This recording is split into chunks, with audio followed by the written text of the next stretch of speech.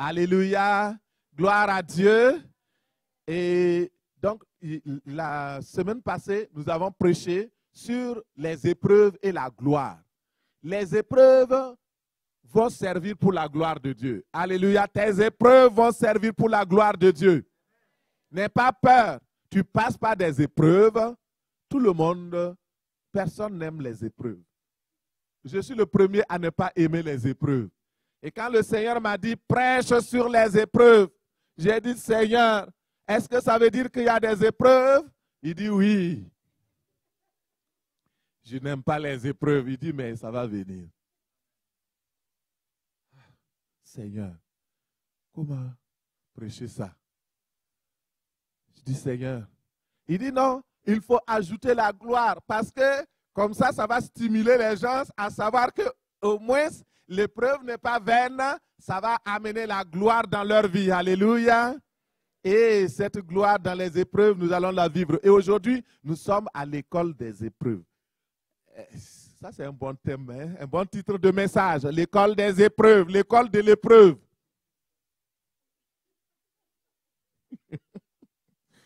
Alléluia. Notez, l'école de l'épreuve. Alléluia. Alléluia. Mais la bonne nouvelle, dans Psaume 84, verset 5, il est dit, heureux ceux qui placent en Dieu leur appui.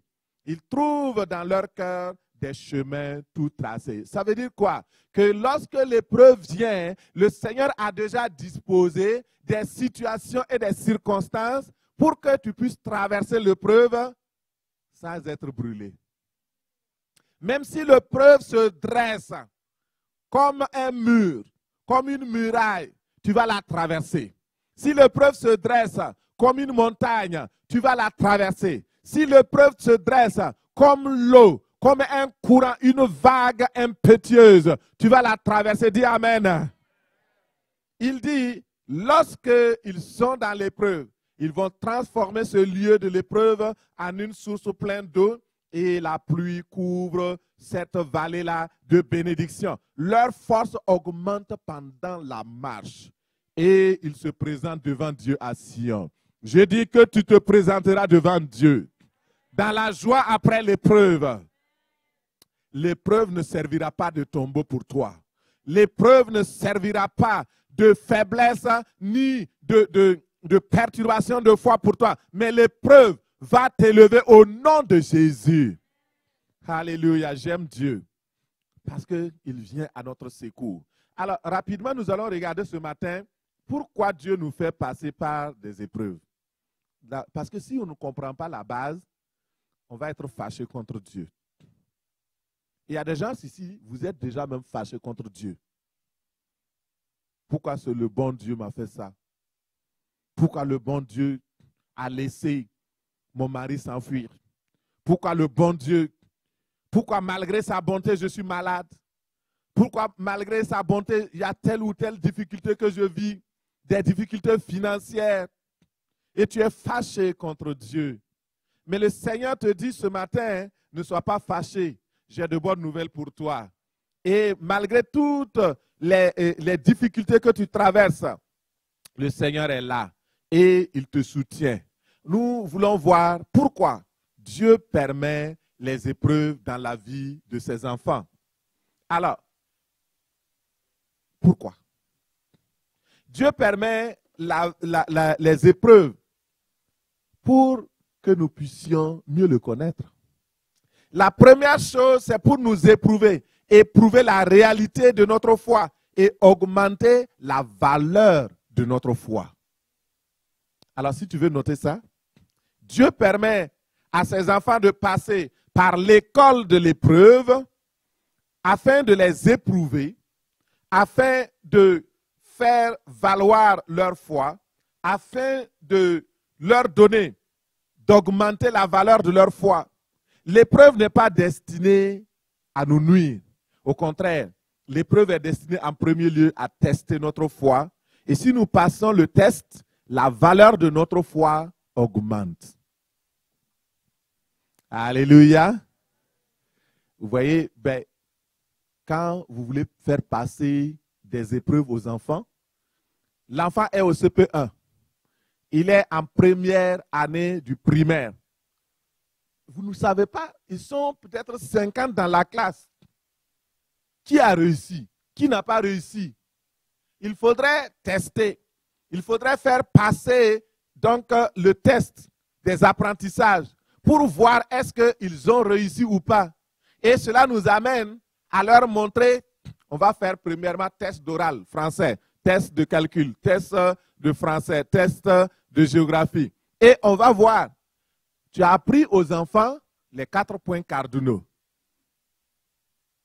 Si je demande tout de suite, il y a des gens qui ne connaissent pas leurs 4 points cardinaux ici. Ah oui. Parce que le problème, ce n'est pas de le réciter. Le problème, c'est de montrer où est l'Est. Ah, ah. Le problème, c'est ça. Il n'y a pas d'excuse. Il y a beaucoup, si je vous dis de montrer tout de suite où est le sud, ils vont nous montrer le nord. Il y a certains qui vont dire que l'Est, c'est l'Ouest. Alors, ben, il faut d'abord s'orienter. Donc, vous voyez que j'ai raison. Il y a des gens qui ont déjà signé forfait. 0 sur 20. Alors, frères et sœurs, comment savoir que nous progressons dans la foi? Comment savoir que nous apprenons? Comment savoir que nous avançons? Alors, Dieu permet des épreuves aussi. Mais sachez bien que l'épreuve qu'il donne à Roch, ce n'est pas la même épreuve qu'il me donne. Il va donner à chacun selon sa capacité, à chacun selon ce qu'il peut porter. Et s'il vous a amené une épreuve, vous pouvez être sûr que l'épreuve ne dépasse pas votre force. Alléluia. Alléluia. Il le fera. Merci Seigneur. L'épreuve de la foi, le but, c'est d'augmenter la valeur. Voyez par exemple Abraham. Quand Abraham a été mis à l'épreuve, Dieu lui a dit, tu as eu un fils quand tu étais avancé en âge près de 100 ans. Mais le fils, quand il a grandi, Dieu dit à Abraham, prends ton fils, Isaac, ton unique. Va sur une des montagnes à Morija. Je vais t'indiquer cette montagne. Tu vas aller à Morija et tu vas sacrifier Isaac pour moi. Vous croyez que c'est facile? Il y a quelqu'un dans cette salle-là qui aurait dit, alléluia, gloire à Dieu, je vais aller sacrifier mon unique, mon fils. Personne. C'était terrible. Au point que, je crois qu'il n'a pas dit ça à Sarah. Et il ne pouvait pas. Et même lui, il allait hésitant. Je dis, est-ce que je prends comment on dit, un plan B? Je vais peut-être amener un mouton au moment où mon cœur ne sera plus à l'aise. Est-ce que j'ai bien entendu la voix de Dieu? Mais non. Il partait avec assurance. Quand il est arrivé, les serviteurs disent, mais on ne comprend pas. Aujourd'hui, ton sacrifice là, c'est un sacrifice non sanglant ou quoi? Est-ce que tu as changé de système de fonctionnement? Mais Abraham savait qui était son Dieu.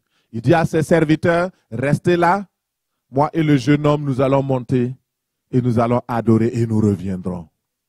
Il savait que Dieu était capable de ressusciter même les morts. Et même que s'il sacrifiait Isaac, Dieu est capable de le ressusciter. Si Dieu a pu donner cet enfant, quand lui-même il était désespéré, il avait l'âge avancé et sans espoir. Dieu qui crée les choses et qui les amène, qui les appelle à l'existence. Ce qui n'existe pas, ce Dieu-là est capable. Alléluia. Est-ce que ce matin, tu sais que ton Dieu est capable? Il n'y a rien qui lui est impossible. Quel que soit ton cas, il y a une solution. Quel que soit le degré dans lequel tu es atteint, Dieu te voit et il a une solution pour ta vie. Il ne t'abandonnera pas. Il ne te délaissera pas. Il est le Dieu présent. Alléluia.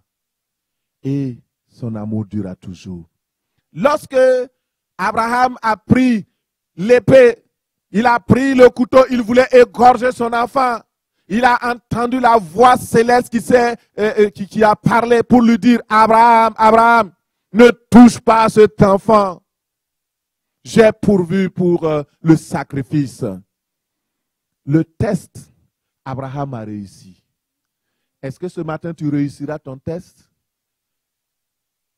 Dans ce monde, il y aura des troubles. 2021, vous n'avez rien vu. Et le Seigneur m'a rappelé aujourd'hui, lorsqu'un serviteur de Dieu était en train de prophétiser, d'annoncer des choses qui allaient venir dans les années 80. Personne ne le croyait. Tout le monde croyait que c'était un fou. Mais quand les choses ont commencé à venir, quand les réalités ont commencé à se mettre en place, les gens se sont souvenus. Ils ont dit, ah, si on avait cru, si on avait seulement pensé que ça pouvait se faire. Mais ceux-là qui étaient préparés, ils se sont mis à l'abri. Ils ont mis de l'argent de côté. Ils ont fait des provisions et le Seigneur les a secourus. Frères et sœurs, ouvrons les yeux. Ouvrons les yeux. Ne restons pas comme les gens de ce monde qui n'ont ni espoir, ni... Ils ne savent rien. Ils se fient aux informations de la politique et autres. Mais cela n'aide pas. La valeur d'Abraham, la valeur de sa foi a augmenté lorsqu'il a obéi à Dieu. Le Seigneur a certifié sa foi. Et il a dit, Abraham, je sais maintenant que tu crains Dieu. Je sais maintenant. Et à partir de cela, le Seigneur a commencé à le bénir. Il y a une bénédiction. Oh, alléluia. Vous trouvez ça dans Genèse 22, versets 12 à 18. Genèse 22, versets 12 à 18. Je vais me permettre de lire ce passage-là pour vous donner vraiment de l'assurance que le Seigneur, lorsque vous passez par l'épreuve et que vous réussissez l'épreuve, le Seigneur vous donne sa bénédiction au nom de Jésus. Alléluia. Genèse 22, verset 18. Et là, il dit, à cause de ce que tu as, verset 15, l'ange de l'Éternel appela une seconde fois Abraham des cieux et lui dit, je te jure par moi-même, parole de l'Éternel, parce que tu as fait cela et que tu n'as pas refusé ton fils unique, ton fils, ton unique. Je te bénirai, je multiplierai ta postérité comme les étoiles du ciel et comme le sable qui est sur le bord de la mer, et ta postérité possédera la porte de ses ennemis. Vous comprenez pourquoi Israël est invincible? Il dit que sa postérité, même dans la rébellion, même dans les choses, il dit, ta postérité possédera la porte de ses ennemis. Et je prie aujourd'hui que toi-même, tu possèdes la porte de tes ennemis au nom de Jésus. Regardez si vous possédez la porte de vos ennemis. Eh bien, ils sont vaincus. Tes ennemis, c'est peut-être la maladie, la tristesse, c'est peut-être le manque d'emploi, c'est peut-être telle ou telle affaire. Et ce Dieu merveilleux, il dit, tu posséderas la porte de tes ennemis. Alors, mais il faut d'abord passer par l'épreuve. Il dit, je te bénirai. Toutes les nations de la terre seront bénies en ta postérité parce que tu as obéi à ma voix, dit le Seigneur. Alléluia. Merci Seigneur. L'obéissance dans l'épreuve. C'est important. Vous savez, la tentation et l'épreuve sont côte à côte. Hein. Ce que la sœur Léa a témoigné, ça c'est la tentation. Elle a été tentée et elle a succombé et les problèmes sont venus. Mais l'épreuve, c'est Dieu lui-même qui nous met dedans. Et il veut voir quel est notre comportement. Et dans l'un ou dans l'autre, que ce soit la tentation ou l'épreuve, nous devons regarder à Jésus.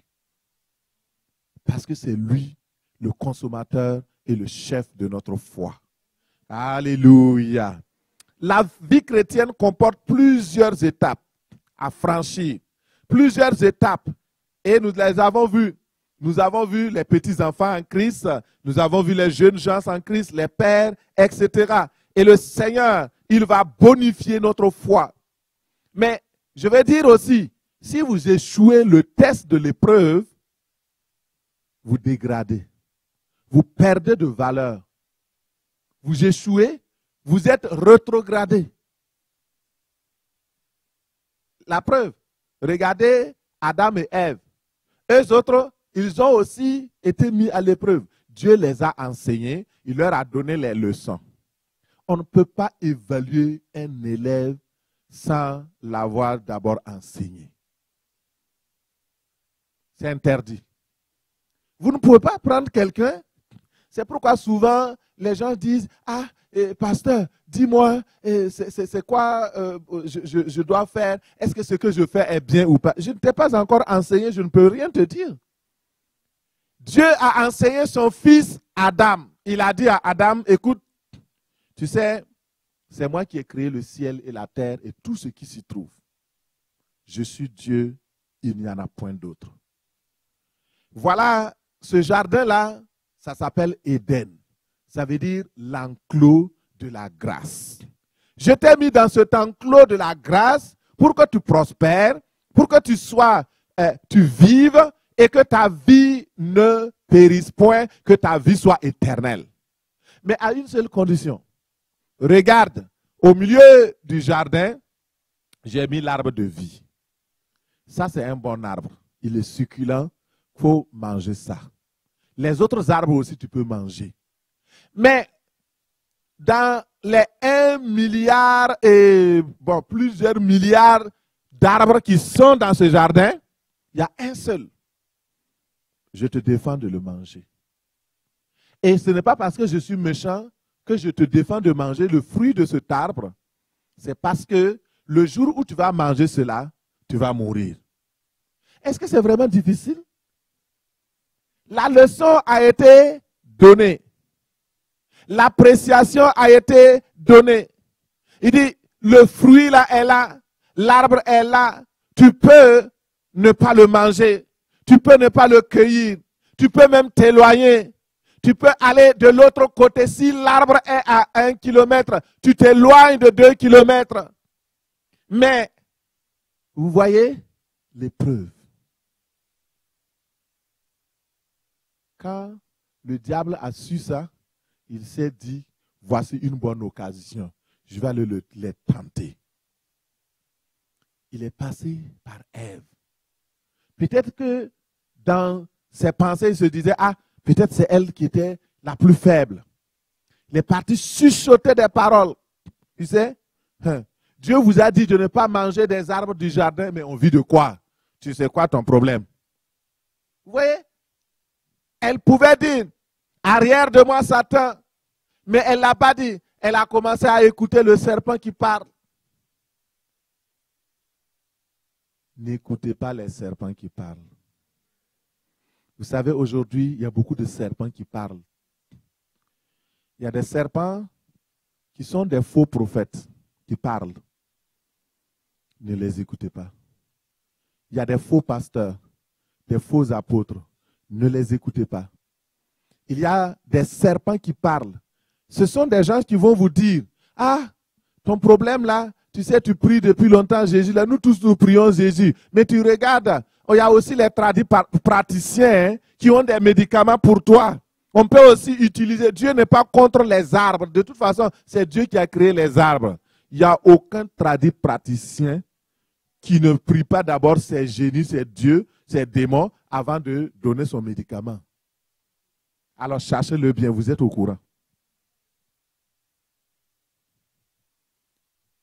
Et Dieu veut éprouver notre foi. Si Dieu peut passer par un arbre pour te guérir, pourquoi il ne te guérit pas directement? Il peut le faire. Invoque-le dans ta détresse. Invoque-le. Il te répondra. Tu n'as pas à te confier aux hommes qui parlent. Aujourd'hui, le serpent, ce n'est pas le serpent qui rampe comme ça là. Hein? Et c'est des serpents personnalisés. Avec cravate. Avec robe bien taillée. Il y a des serpents maléfiques qui parlent. C'est parce que leur langue sort le venin de mensonges et tue. N'écoutez pas. Ne vous mettez pas dans des tentations ou des épreuves pour rien. Faites confiance au Seigneur. Celui qui a fait la promesse est fidèle. Dans l'épreuve, faites comme les 3 compagnons de Daniel. Ils ont dit quoi? Roi, sache quelque chose. Si notre Dieu, tu nous mets dans la fournaise, si même notre Dieu ne nous délivre pas, ce n'est pas un problème. Ça ne change pas la qualité de Dieu. Que tu aies un enfant, tu n'es pas d'enfant, ça ne change pas la qualité de Dieu. Dieu est Dieu. Point. Ce n'est pas ça qui va donner de la valeur à Dieu.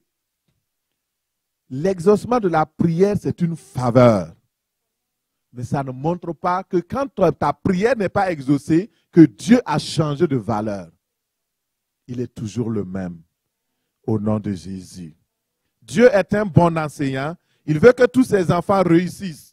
Alors, il leur administre des épreuves pour vérifier leur progrès et leur réalisation. Ces tests vont nous qualifier pour les prochaines étapes. Peut-être tu es à l'étape A, il veut t'amener à l'étape Z. Tu es à l'étape 1. Le Seigneur veut t'amener à l'étape 100. Alors, il faut que nous apprenions au travers des épreuves et des difficultés que nous vivons.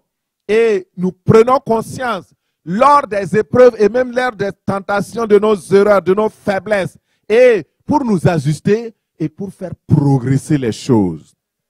Alléluia.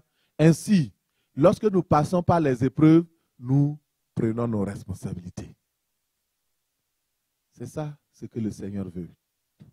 Et l'épreuve, c'est un acte divin qui est destiné à conférer une qualité de foi à ses enfants, une dignité royale à ses élus et à classer ses enfants dans les lieux glorieux de leur élévation. Alléluia. L'épreuve est destinée à rendre notre foi plus forte. Par exemple, vous voyez l'aigle. Je ne sais pas si vous avez déjà vu l'aigle, même en image ou en vidéo. L'aigle met son nid sur les montagnes, dans les grandes hauteurs et sur le sommet de l'arbre le plus puissant, le plus élevé.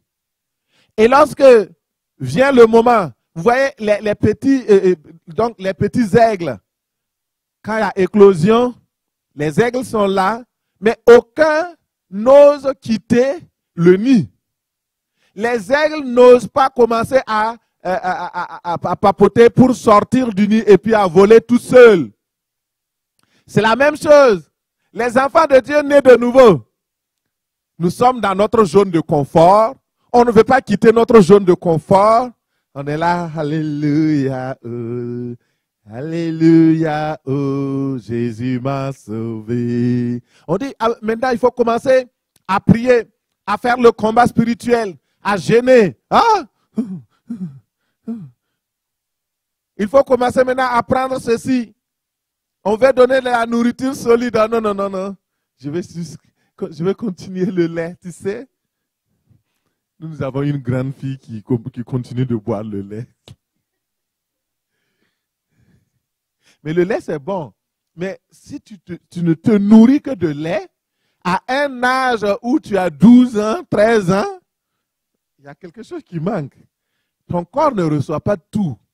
Et Dieu veut que nous puissions nous nourrir du lait solide. Oui, le lait, c'est pour les bébés. Mais il veut que quand nous devenons adultes dans le Seigneur, que nous mangeons de la nourriture solide, que nous commençons à croquer des os.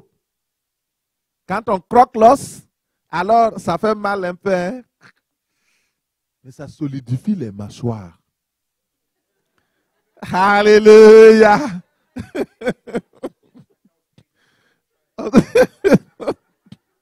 Faut manger doucement. Gloire à Dieu. Et les aigles, la mère aigle va pousser ses petits hors du nid. Va les pousser avec ses pattes, va les pousser. Et maintenant, on voit les aigles qui commencent à être hors du nid, hors de l'arbre. Et maintenant, qu'est-ce que ces aiglons-là peuvent faire? Ils sont voués au vent, ils sont livrés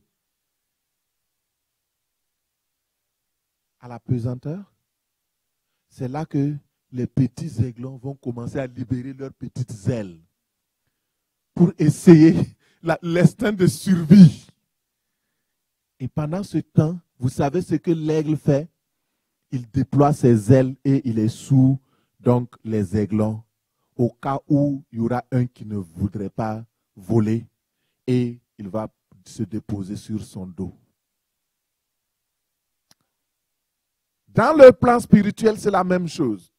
Dieu te connaît et il t'a appelé à lui. Tu es devenu son enfant parce que tu as cru au Seigneur Jésus-Christ. Tu l'as accepté comme ton Seigneur et Sauveur. Ta vie est devenue une vie nouvelle. Et maintenant, le Seigneur veut que tu marches, que tu voles. À un certain moment donné, vous voulez aller à un autre niveau et le Seigneur amène l'épreuve. Il permet donc de vous pousser hors du nid.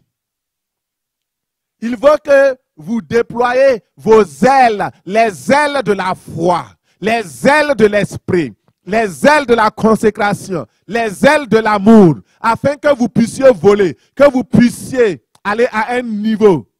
Mais là, pourquoi même?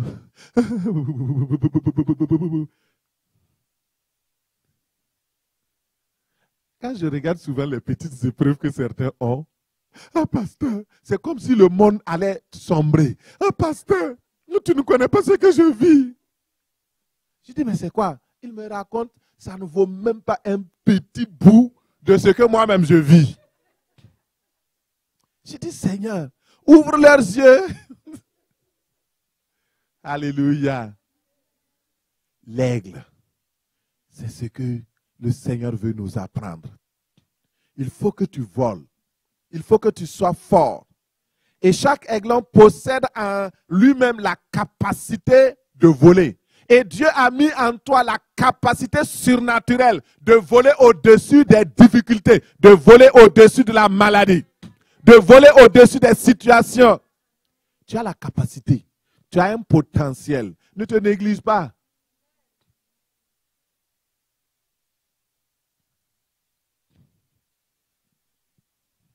Vous savez, nous ne sommes pas une église religieuse. Et on a beaucoup à donner. Et quand vous avez beaucoup à donner, il faut accepter aussi que ça prenne du temps. Il faut accepter aussi de tolérer.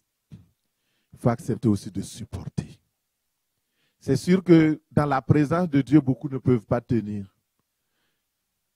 Quand vous commencez à dire Satan est vaincu, il commence à plier sur sa queue, les démons commencent à bouger.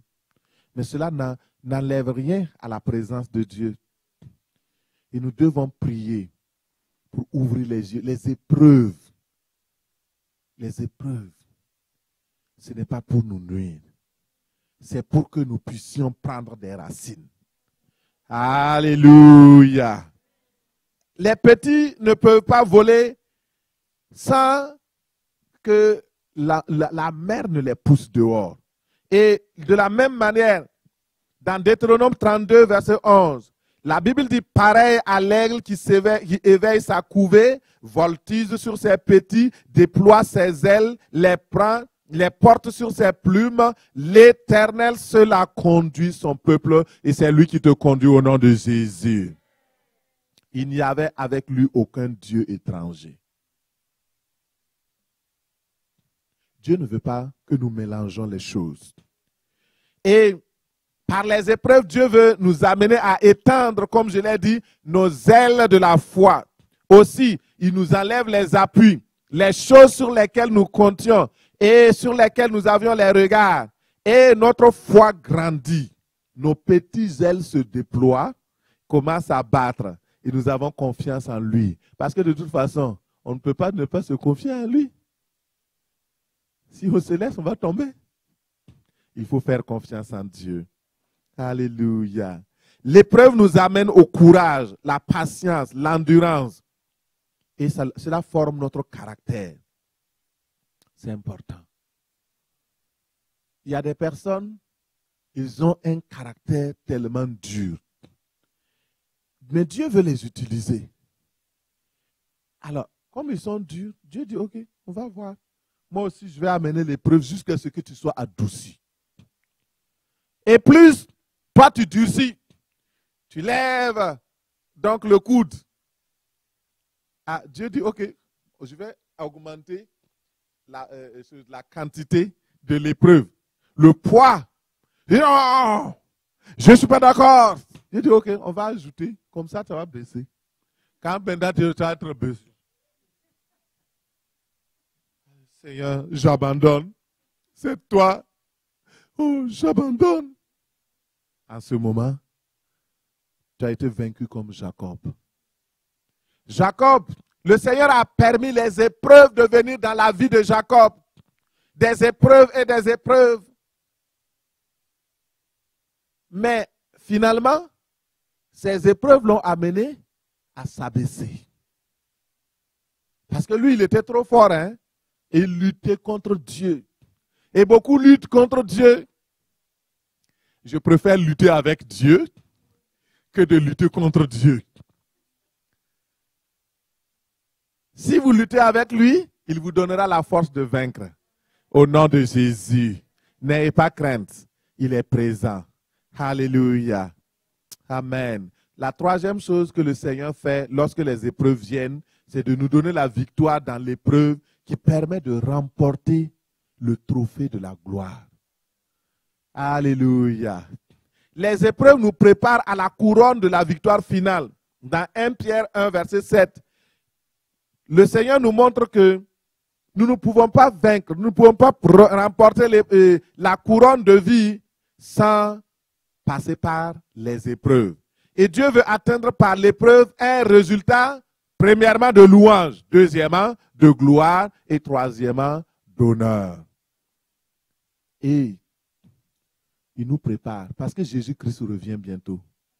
Frères et sœurs, n'oublions jamais ça. Le Seigneur est à la porte. Et les épreuves par lesquelles nous passons, ça nous qualifie pour l'enlèvement. Quand le Christ va venir, il veut dire, bon et fidèle serviteur. Tu as été fidèle dans les épreuves. Tu as été fidèle dans les difficultés. Tu ne m'as pas renié quand les tentations étaient là. Tu ne m'as pas abandonné quand tous tes ennemis t'avaient entouré. Tu n'as pas été infidèle. Bon et fidèle serviteur, bonne et fidèle servante, entre dans la joie de ton maître. Alléluia. Qui veut entendre cette voix-là? Alléluia. Oh, quelle grâce. Alors, supporte patiemment l'épreuve. Supporte. Dans l'épreuve, prends courage. Dans l'épreuve, prends courage. Supporte. Il y a un temps pour tout. L'épreuve ne restera pas sur ton épaule tout le temps. Dans le psaume 125, la parole de Dieu nous dit clairement que le bâton qui t'afflige, l'épreuve qui est sur toi, ne restera pas constamment sur ton épaule, ne restera pas constamment sur ton lot, le Seigneur l'enlèvera. Et tu seras libre de glorifier le nom de ton Seigneur qui t'a libéré. C'est pourquoi ne crains pas. Il est présent. Le Seigneur, ce matin, veut nous parler d'une manière claire. Dans 2 Timothée 4, verset 7, l'apôtre Paul pouvait dire, lui qui a subi toutes sortes d'épreuves. Je ne sais pas parmi les apôtres là, qui a osé même soutenir un tiers de ce que Paul a vécu, la persécution. Plusieurs choses. Il dit, j'ai combattu le bon combat, j'ai achevé la course, j'ai gardé la foi. Oh, ça, c'est tout ce que tout le monde devrait dire à la fin. Seigneur, gardez la foi, malgré les épreuves. Désormais, la couronne de justice m'est réservée. Le Seigneur, le juste juge, me la donnera dans ce jour-là. Et non seulement à moi, mais aussi à tous ceux qui auront aimé son avènement. La victoire dans l'épreuve nous permet de partager la joie de notre Maître, d'être toujours et partout sûr que notre Maître nous a aimés et que son amour durera toujours. Alors, ce matin, est-ce que vous êtes disposés à prendre la part d'épreuve telle de vrais soldats de Jésus-Christ? Sommes-nous disposés à prendre des difficultés, des afflictions et des épreuves qui nous arrivent, que le Dieu, notre Seigneur, nous réserve pour notre bien? Alors, ce matin, je vais reposer les questions pour que tu sois sûr que tu as bien compris. Es-tu disposé à prendre ta part d'épreuve comme un vrai soldat du Seigneur? Est-ce que tu es disposé à apprendre des difficultés parce que le Seigneur amène les épreuves pour que nous puissions apprendre? Il amène les afflictions pour que nous puissions apprendre parce que c'est pour notre bien. Il sait où il veut nous amener.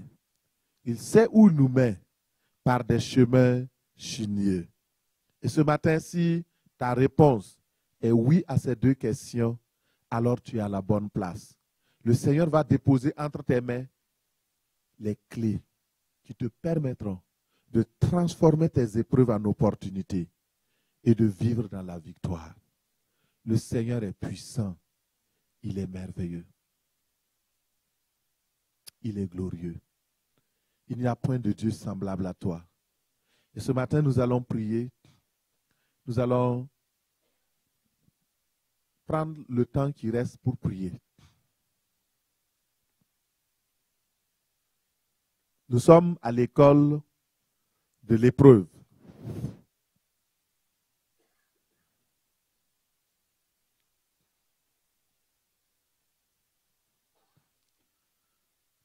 C'est un apprentissage. Dans tout apprentissage, il y a des essais, erreurs.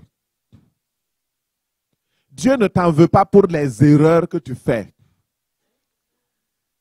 Mais il veut que tu te relèves de l'erreur et que tu apprennes de tes erreurs afin de ne plus tomber dans ces erreurs-là. Alors ce matin,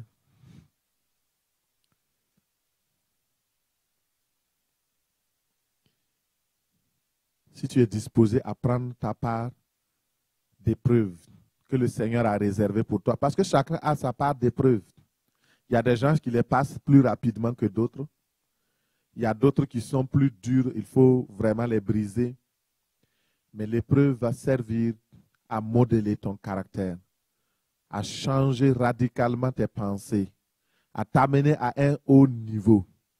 Parce que le Seigneur veut te former. Il veut t'amener à réaliser sa bonté. L'épreuve nous amène à prier. Lorsque tu passes par les épreuves, ce n'est pas le moment de murmurer ou de te plaindre, mais de dire au Seigneur, qu'est-ce que tu veux m'apprendre par cette épreuve? Qu'est-ce que tu veux m'apprendre par cette épreuve?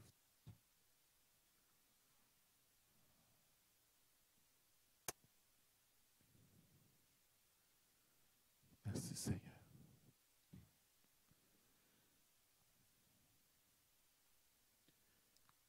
Tu vas répondre à la première question. Entre toi et puis ton Dieu. Dis au Seigneur, par ta grâce, je suis prêt à prendre la part d'épreuve.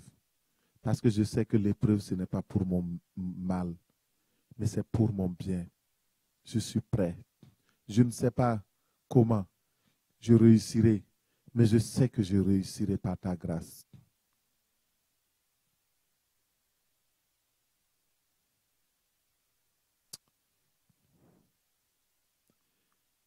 Alléluia. Prions. Seigneur, je prie. Je voudrais ce matin te dire que c'est vrai, c'est difficile les épreuves. Et les aiglons qui sont poussés hors du nid, ils crient. Ils demandent de l'aide à leur maman. Ils demandent de l'aide à leur papa. Mais puisque l'aigle veut que les aiglons puissent voler et être affermis, il va les laisser. Le vent va les entraîner. Ils vont commencer à enlever la peur et à réaliser qu'ils ont un potentiel. Seigneur, si tu permets que les épreuves arrivent, c'est que tu as mis en moi le potentiel. C'est que tu as mis dans la vie de ma sœur le potentiel pour réussir. Tu n'as pas disposé pour notre naufrage, mais c'est pour notre bien. Apprends-nous, Seigneur, à vivre avec toi dans le courage. Apprends-nous, Seigneur, dispose notre cœur au nom de Jésus. La deuxième question, sommes-nous disposés à apprendre des difficultés qui nous assaillent? Est-ce que nous sommes disposés à apprendre? La vie, toute la vie est un apprentissage. Apprenons avec le Seigneur. Dis au Seigneur, je suis disposé à apprendre avec toi. Je suis disposé à apprendre des difficultés. Je suis disposé à apprendre des épreuves. Je suis disposé à apprendre ce que tu me réserves. Je suis disposé à apprendre. Donne-moi, Seigneur, d'être enseignable. Donne-moi d'apprendre au nom de Jésus. Prie avec moi, prie au nom de Jésus. Seigneur, je prie, donne-moi la capacité surnaturelle, ô Seigneur, de pouvoir apprendre des difficultés, apprendre des afflictions, apprendre des épreuves que tu amènes, ô Seigneur, parce que chaque épreuve que tu amènes, c'est pour mon bien. Tu réserves cela pour mon bien. Et Seigneur, je te dis merci. Sois loué, sois glorifié. Au nom de Jésus. Alléluia. Merci Seigneur. Béni soit ton nom. Oui, ma sœur, tu peux transformer tes épreuves en opportunités de victoire. Le Seigneur est ici pour t'aider. Sa puissance est là pour t'aider. C'est pourquoi je vais prier pour toi. Juste lever ta main vers le Seigneur. Seigneur notre Père, voici tes enfants, les mains levées vers toi. Ils traversent des épreuves et des difficultés. Ils savent que c'est toi seul qui peux les aider. C'est pourquoi viens à leur secours. Que ton amour ne s'éloigne jamais de leur vie. Que ta grâce, Seigneur, les poursuive et les atteigne. Que ta fidélité, Seigneur, soit leur bouclier et leur cuirasse. Et que, Seigneur, oui, les vents, les tempêtes, les ouragans ne les détruisent pas. Mais protège leur vie, protège leur foi, protège, Seigneur, au nom de Jésus. Alléluia.